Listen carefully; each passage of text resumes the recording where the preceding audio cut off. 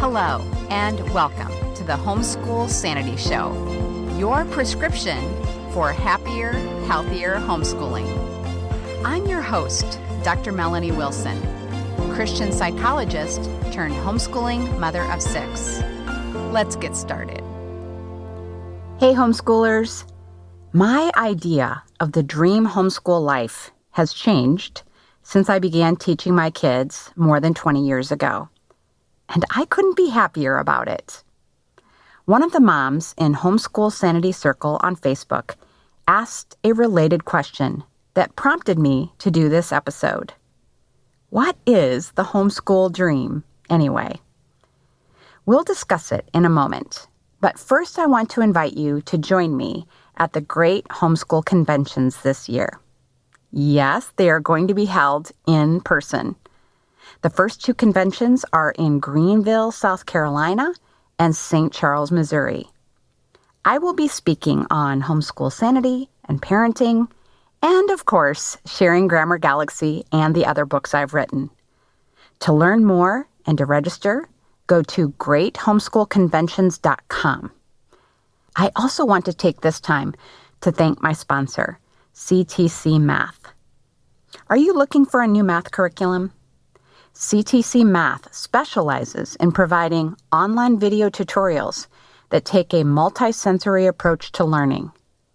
Favorably reviewed in Kathy Duffy's 102 Top Picks and the Old Schoolhouse Crew Review, the lessons are short and concise to help your children break down concepts and appreciate math in a whole new way. The lessons are taught the traditional way, not to a test. Each one of the video tutorials is taught by an internationally acclaimed teacher, Pat Murray, who is renowned for teaching math concepts in a simple, easy-to-understand way and in only a few minutes at a time. Using a multi-sensory approach, having the combination of effective graphics and animation synchronized with the voice of a friendly teacher together with practical assessment. This 3-pronged attack makes learning so much easier and more effective. Even students who struggled with math are getting fantastic results, and ones who were doing okay before are now doing brilliantly. Visit ctcmath.com today to start your free trial. Now for this week's topic, the homeschool dream. As I've shared before, homeschooling wasn't my original dream. I planned to work part-time as a psychologist and be home with my 2.5 children the rest of the time, giving me plenty of time to write and speak. I knew God had called me to be a writer and speaker, and it's the main reason I wanted to finish my PhD. People have asked me if I miss counseling, and I really don't. As an extrovert, doing individual counseling wasn't a good fit for me. I was surprised when I felt God calling me to homeschool. I understood not practicing as a psychologist, but how could I have the time to write and speak if I was teaching my children full-time? I wrestled with the idea and ultimately decided that if God was calling me to all 3 paths, it was His responsibility to make it work. Now, of course, I laugh about that as I speak and write about homeschooling. But I want to back up to my first experience with homeschooling. When I read a book on homeschooling, I was impressed by the evidence that homeschooling provided a better education. Of course, I wanted my kids to have the best education possible, as every loving parent does. I was also very impressed by the evidence that homeschooling gave kids better self-esteem. As someone who bore the scars of bullying, I loved the idea that my kids could feel good about themselves throughout their childhood. Finally, I was impressed by stories of homeschooling resulting in better character. Homeschoolers were more likely to be mature, to be biblically minded, and have a work ethic that would lead to advancement in the activities of their choice. I chose to obey the call of God and try homeschooling. I certainly wanted what was better for my kids. If you followed me for any time, you know that my initial forays into teaching my preschooler were not successful. I had a preschooler, a toddler, and a baby, but I didn't think teaching preschool could be that hard. I had a PhD after all. I found a cute preschool curriculum to use and was excited about the fun we would have. But day after day, I found that I hadn't done any homeschooling at all. And it wasn't because I was cleaning or freelance writing or doing volunteer work. My kids were clean and fed, but otherwise I had no idea what I'd done. Laundry would frequently have to be rewashed after getting musty in the washer after days left untouched. I stayed in my pajamas most days, and when my husband asked what was for dinner, I had no idea. He was not happy, but neither was I. But discovering Fly Lady and the power of routines changed everything. I finally understood how other homeschool moms could teach, clean, and cook while having little ones. My self-esteem improved dramatically. I wasn't the lazy slob I mistook myself to be. I was actually teaching my kids and enjoying it. The materials created by homeschool publishers made it so pleasant. I became active in a homeschool support group and began spending time with other homeschoolers. It was fun. I was living the homeschool dream. I knew life was better than it would have been if we'd sent the kids to school. But that's when the terrors creeped in. I didn't understand why some of my Christian friends weren't homeschooling.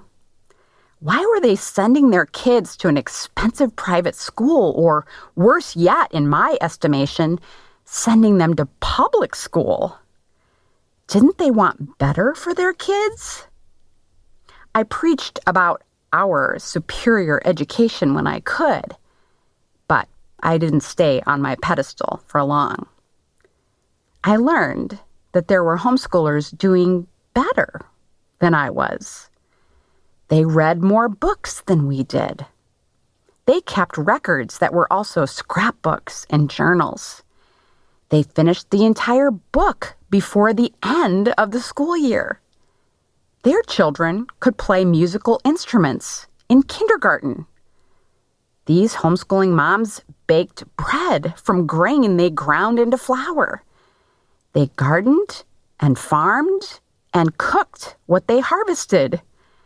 They sewed their children's clothing. They built practical things with their kids. They painted. Some of them even had their kids programming computers.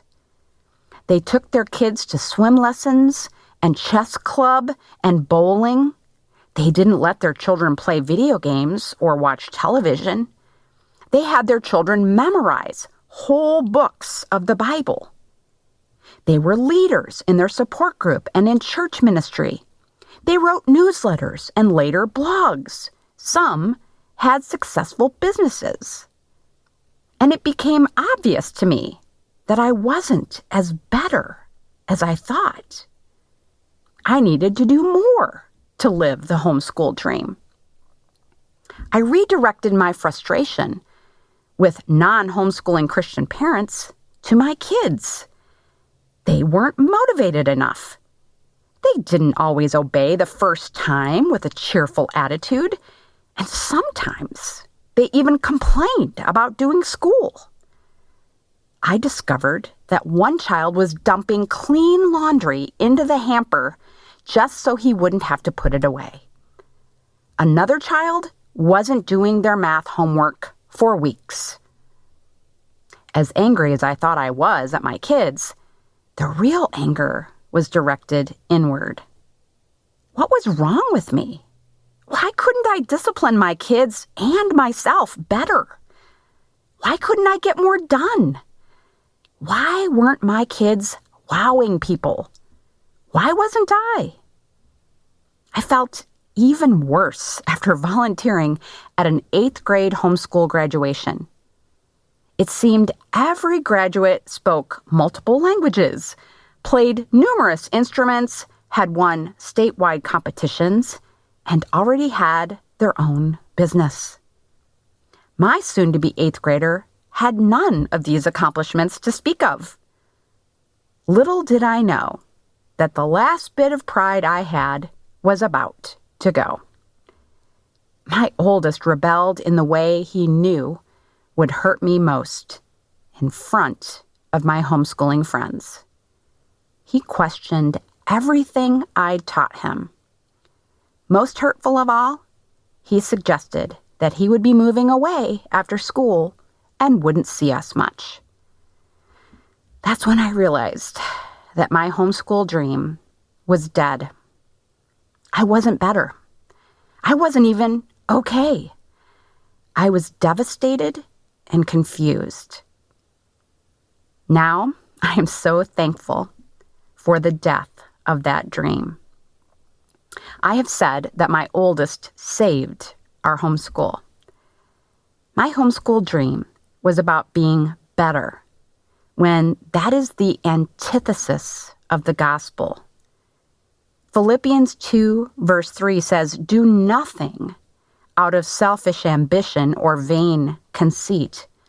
Rather, in humility, value others above yourselves." And Ephesians 2, verses 8 and 9 says, "For it is by grace you have been saved through faith, and this is not from yourselves. It is the gift of God, not by works, so that no one can boast." The irony of someone who had to be reluctantly called to homeschool, believing that they were better than others who either didn't homeschool or didn't homeschool the way she did. The Lord not only humbled me, but gave me compassion for parents who struggle with their educational choice, with their parenting, and with homeschooling in general. You may have read about what I learned by sending my oldest son to public school. If not, I'll link it in the show notes. And as some of my children have become adults and made choices I didn't like, I have learned more about my role as a Christian homeschooling mom. My calling is to train my children in the way they should go, not to ensure that's the way they go. After all, God doesn't force us to obey. Instead, He gives us wisdom, encouragement, and love that motivate us. I now understand that I am not accountable for my adult children's choices or even my teens' choices. I have freedom in that. That isn't to say that I don't give them feedback. I do. My dream was to be better, and that died. So, what is my homeschool dream now? To follow Jesus. I followed Him into this homeschooling lifestyle and then went my own way. Now I know that He has plans for me and my family that are good plans. These plans may not look like anyone else's. We may not be using the same curriculum, attending the same classes, or participating in the same activities. We may not discipline the way an expert says to do it. But there is joy as we keep walking. When we stumble in going our own way, we ask forgiveness and get back on the path. I am living the homeschool dream. It doesn't make for a very good Instagram account, though, because I'm not on a farm, reading dozens of books a week, or rehabbing a house. But my kids do things that amaze me. Every day is an adventure, just as it should be. What about your dream? Is it to be better? Is it to keep up with someone else's dream? Or is it following Jesus? One way to tell is with Matthew 11, verses 28 to 30. Take my yoke upon you and learn from me, for I am gentle and lowly in heart, and you will find rest for your souls. For my yoke is easy, and my burden is light. A misguided homeschool dream tends to become very, very hard. Of course, living the dream requires diligence. We want to teach our kids well, discipline as needed, and maintain order. But when we are striving in our own strength for the wrong goal, we will be exhausted. If anything I've shared has you thinking about getting organized or your anger in parenting, I encourage you to check out 2 classes available on my website, funtolearnbooks.com. And I want you to know, most importantly, that I'm praying for you. God will not leave you to live the homeschooling dream on your own. Thanks again to CTC Math for sponsoring this podcast. Find links to helpful resources at homeschoolsanity.com/dream. Join me next time as I talk with Carla Marie Williams about her new book, Unleashing Teens. Have a happy homeschool week. Thank you for joining me. Happy, healthy homeschooling can be yours. It begins with one small step. Let's continue the conversation on social media. I'm at Psycho with 6. This has been a production of the Ultimate Homeschool Radio Network.